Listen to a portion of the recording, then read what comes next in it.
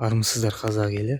Мен бүгін сіздерге терек ағашының қандай пайдасы бар, құрылыста қандай пайдасы бар, сол жайлы қысқаша айта кететін боламын. Бүгін біз терек ағашы, мына менің артымда көріп тұрғандарыңыздай, көлемі осындай, биіктігі шамамен осындай өседі. Бұдан да әрі өседі әрине, бірақ осы кезде қырқуға ыңғайлы. Қалыңдығы шамамен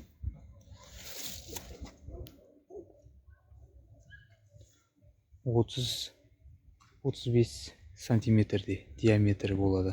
Мынауың бір жыл тұрсын. Қайсы? Жіңішке қылып шәрттер ма? Бірақ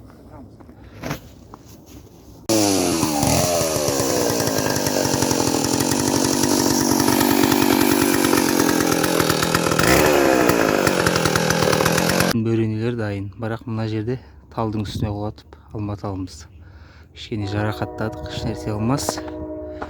Міне, құрметті ағайын, тегін бір салар дайын бөренелер.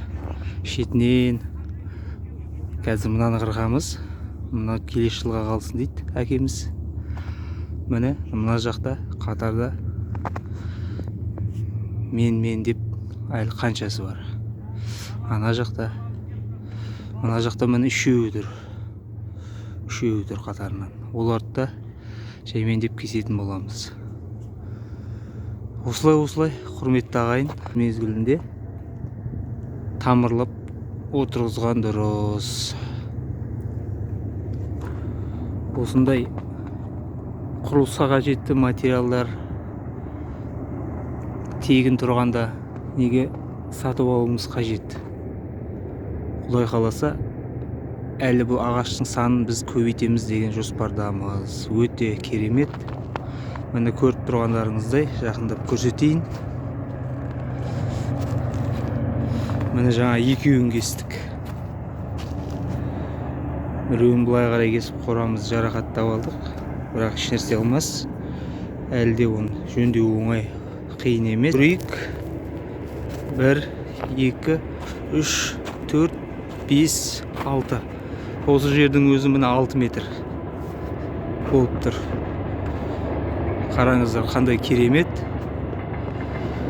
Өте түзу. Оның кесу жолы да оңай, түзу өсіру де оңай бұл ағашты.